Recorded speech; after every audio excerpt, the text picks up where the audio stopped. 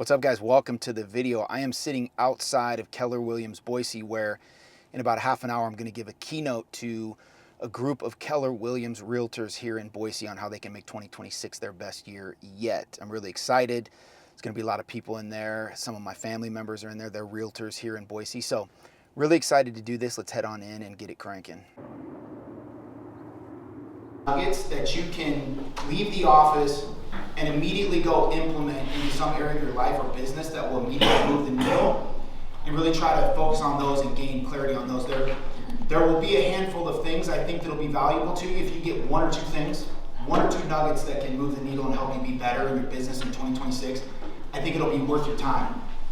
The second thing is that you must, and I'm going to reiterate this, you must act and implement on what we learn. You must implement what you know. Some of you guys that know me or have heard me speak before know that I call total bullshit on the idea that knowledge is power. It's not. It's potential, but it's not power. If you don't apply what you know, the knowledge is useless. There's a lot of people over the course of history that have died with a mind full of brilliant ideas that never saw the light of day, that never changed the world. So I'm going to reiterate that point throughout, but I wanted to state that off the top that we have to execute and implement on what we know. That by the year 2020, the sum of human knowledge would be doubling at the rate of every 12 hours, which is roughly the time it took for home prices in Boise to double. Quick. Whether or not those numbers are precise, down to the day, down to the hour, it doesn't really matter. The point is that there is more knowledge and information available to us now than there's ever been. And according to the models, every single day, it doubles twice. The ability to discern what's relevant and useful to us in our specific profession, in our specific life. And in my opinion, we are starving for the discipline to actually implement. So I went from that mindset that there's me, I belong here, and then there's those guys, to thinking, I'm one of them. So by the time that race happened,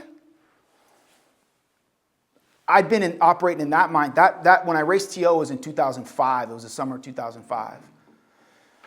I'd been in that space where that was my mentality, because people used to ask me, like, I'd go home, and my brother was probably there for some. People would say, like, man, what's it like to be around those? What's it like to be around, Mike Vick and some of these crazy athletes?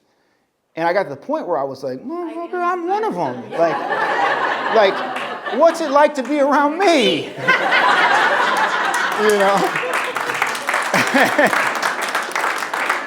And so to answer that question, by that period of time, my mindset was, I can beat TO.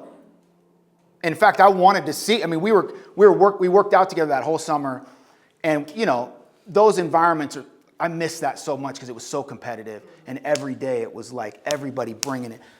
Some of the best players in the world bringing it every day. Everybody focused on getting better. Everybody putting the time in. Everybody doing everything they could to prepare to have the type of success that they were talking about having. And that grew and expanded my mind so much. What a great event. That went really, really well. I was really happy with what I was able to present. It felt good. For context, I got 8 hours and 14 minutes of sleep last night, so I'm definitely operating at a higher level today than I was yesterday. So that went really well. I love what I do. You guys know that. I say it probably too often. Love what I do, and I had a great time doing that. So that is done, but the day is not. It is 1:33 p.m. Still got to get to the gym and get the workout in. Today, on my new schedule, is just cardio and recovery. So I'm going to do 60 minutes of cardio, do some stretching. I may try to sit in the sauna, although I don't like the sauna over at the new gym as much, and so I may not. Day's not done though. We still got to keep cranking. I got to get the workout in, then I got to get home and get a little work done. I need to find something to eat. A little off schedule, a little unstructured today, but that's okay. We adapt, we stay flexible, and we keep rolling. So I'm gonna head home, I'm gonna change clothes, and I'll see you at the gym.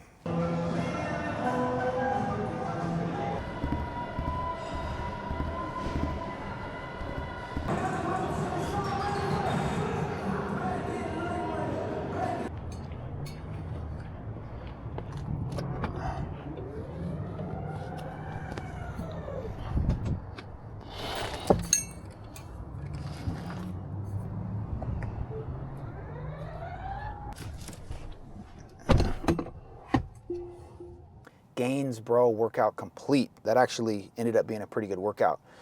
I still had some adrenaline going from the event this morning, and so got a good 60 minutes of cardio in. I stretched, did a few ab exercises. I didn't record any of that. I didn't get in the sauna. It was full, and that sauna in there doesn't get very hot. So anyway, next item on the agenda is some food. I have not eaten anything all day except the protein shake that I had this morning. And so if you know anything about me, you know that on Tuesdays, I come to Taco Tuesdays at Cafe Rio because I can get 2 tacos, beans and rice, and a drink for like $8 or $9. It's literally the best deal in town.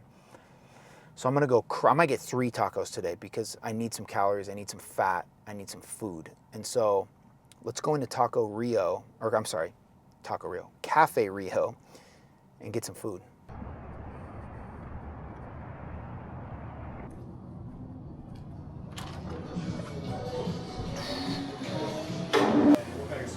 So I'm gonna do 2 tacos with the beef carne asada.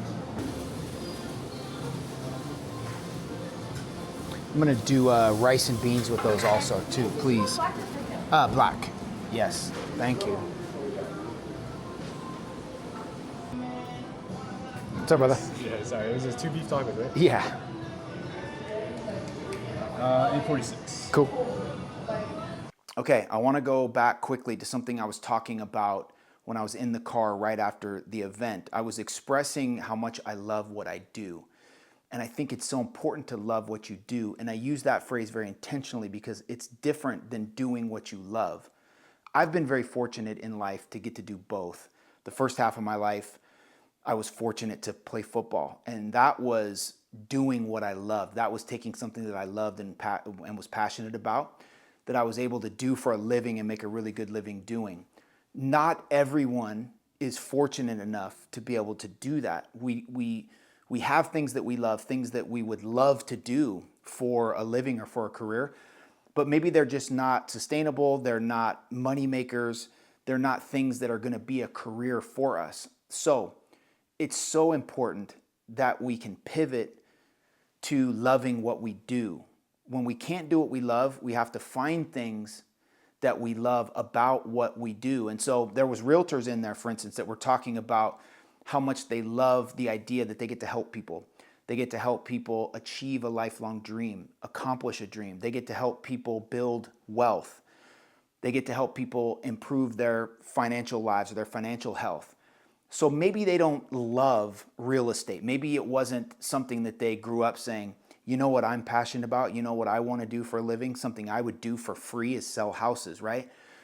But what they found are things that they love about what they do. They've been able to tie it to things that they love, and it's such a needle mover when you can find those things about what you do that you truly love.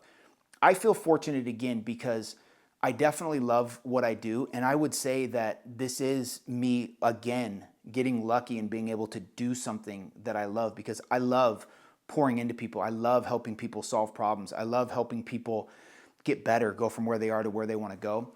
And once again, I get to do that for a living. So I feel really fortunate, but I'm not just blind. I'm aware that not everybody gets to do that. And so when you're in a position where you're not necessarily doing what you love, it's so important that you find things to love about what you do. All right, this wonderful day is not quite yet over.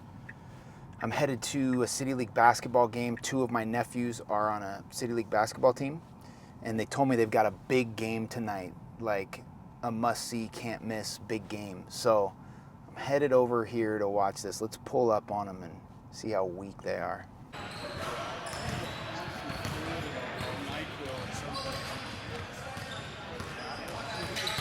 All right, that's game. We got the win, stayed, well, not undefeated. That team was undefeated. I think we have one loss, right, Damon? So we stayed with only one loss, just beat the only undefeated team in the league. So another big win. Bear, what do you got to say about the big win? It was a good team win. A lot of momentum. We got the playoffs coming up. I think we're in a good position for a championship intramural men's league. Oh, yeah. It's all that matters.